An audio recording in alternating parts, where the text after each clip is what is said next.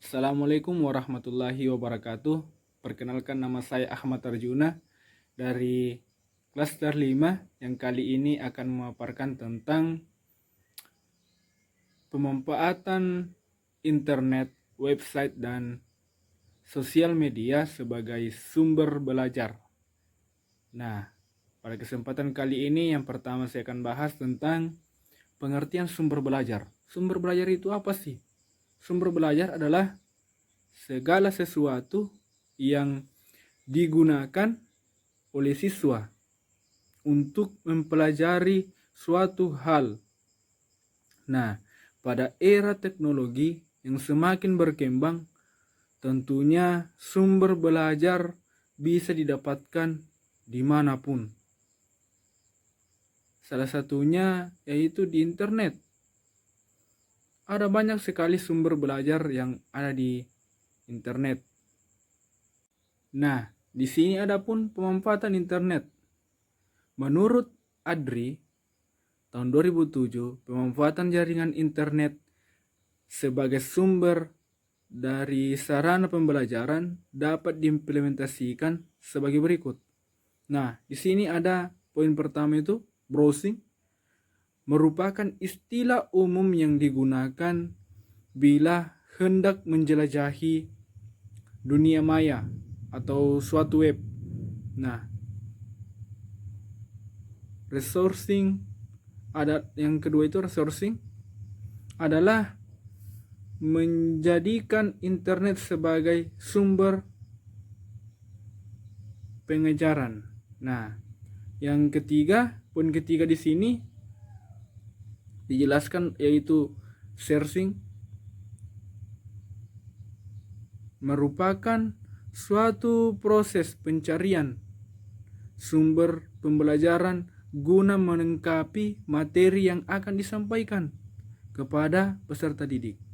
Nah, yang keempat itu adalah consulting, communicating. Ya. Nah, adapun pemanfaatan internet menurut Hardijo yaitu peran internet sebagai bagi pelajar untuk mengembangkan daya atau kemampuan berpikir kritisnya, yaitu sebagai berikut. Nah, di sini yang pertama, di situ poin pertamanya yaitu akses ke sumber informasi. Nah, sebelum adanya internet, masalah utama yang dihadapi oleh dunia pendidikan, khususnya para peserta didik, adalah akses ke sumber informasi. Nah, karena adanya internet, jadi menjadikan informasi bisa didapatkan begitu luasnya, sangat-sangat luas.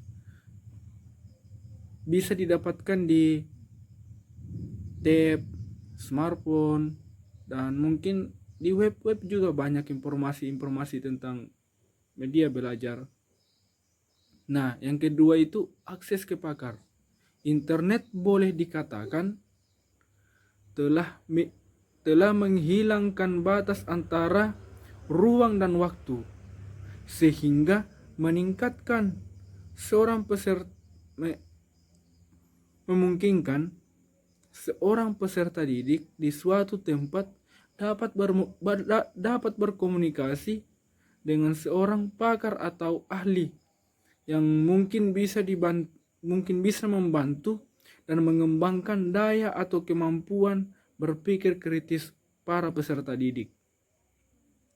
Nah, yang poin ketiganya di sini yaitu media kerjasama. Nah, kerjasama bisa diartikan sebagai kolaborasi atau kerjasama antara pihak-pihak yang terlibat dalam bidang pendidikan dapat terjalin dengan mudah dan lebih efisien.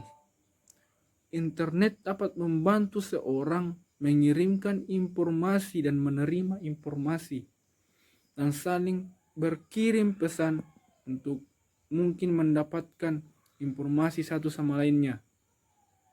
Dan lembaga-lembaga pendidikan sangat terbantu dengan adanya internet, karena bahkan di luar berbeda tempat sekalipun kita masih bisa menerima informasi-informasi yang dikirimkan atau kita kirimkan kepada seseorang di waktu yang sama tentunya. Nah, kita langsung saja ke poin kedua, yaitu pemanfaatan website. Saat ini terdapat sejumlah fitur dari internet yang dapat dimanfaatkan sebagai sarana dan dalam proses pembelajaran. Misalnya, share engine, yaitu mesin pencari. Nah, email atau surat elektronik, mailing list, blog, website, dan edukasi, grup, obrolan, konten manajemen sistem, yaitu CMS, dan sebagainya. Nah, di sini adapun pemanfaatan website yaitu sebagai satu sumber belajar.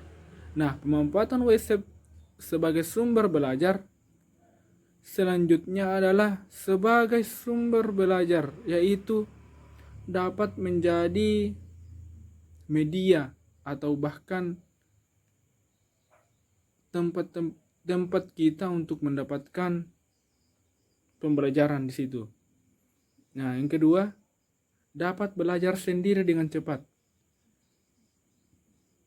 Manfaat website bagi pelajar tidak hanya sebagai sumber belajar, melainkan juga dapat belajar dengan cepat. Nah, tentunya kita bisa mendapatkan informasi sebelum kita berada di ruang kelas. Kita cari dulu di web tentunya sebelum proses pembelajaran berlangsung. Nah, yang ketiga, menambah wawasan tentunya. Tentunya di sini menambah wawasan dengan adanya website dalam pembelajaran akan menambah kita mengenai wawasan di luar sana. Nah, wawasan kita akan semakin luas dengan adanya website. Tidak hanya wawasan kita terpaku pada suatu tempat atau suatu suatu informasi yang diberikan oleh guru di satu tempat, tidak hanya terpaku di situ. Nah, yang keempat itu tentang sarana belajar online. Nah, sekarang dengan adanya website, kita sudah tidak perlu lagi mengikuti pembelajaran dalam kelas. Sebab dengan adanya website, kita bisa mengikuti pembelajaran melalui website atau melalui kelas online.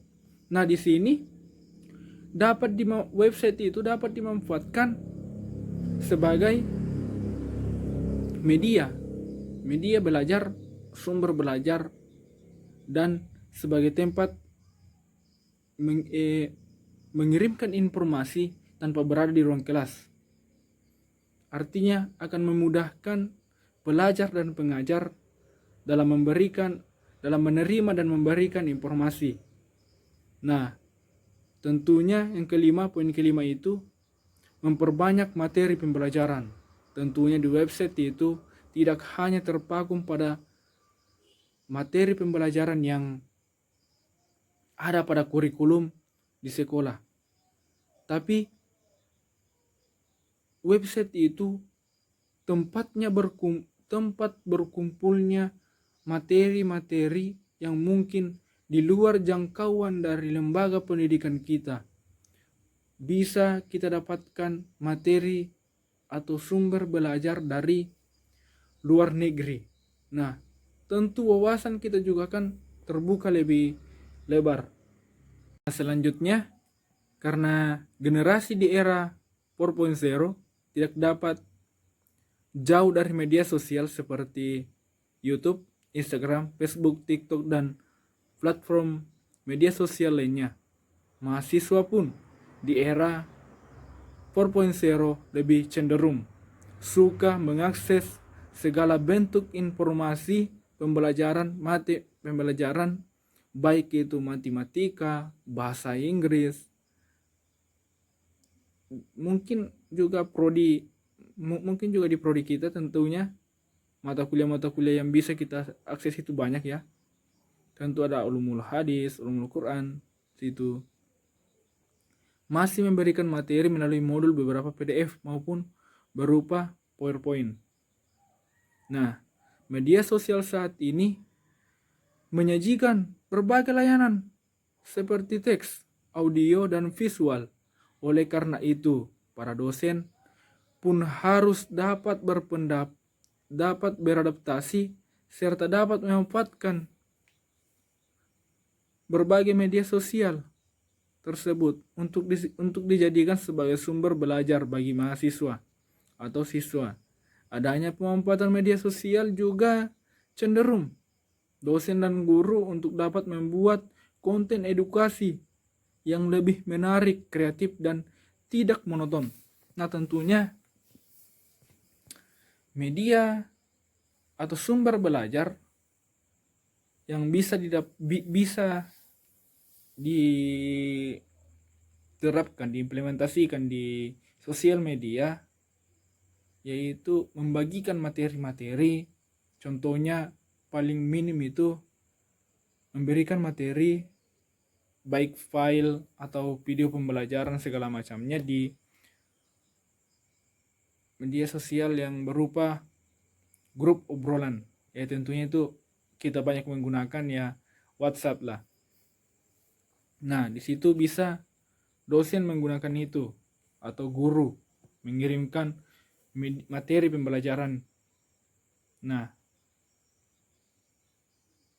kita pada sampai ke akhir dari pembahasan pemanfaatan sosial media. Platform media sosial yang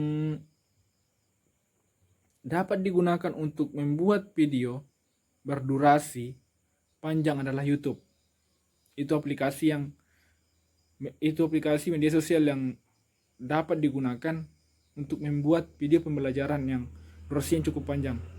Nah, YouTube merupakan salah satu media sosial yang paling sering diakses, apalagi dengan ditambah adanya para konten kreator yang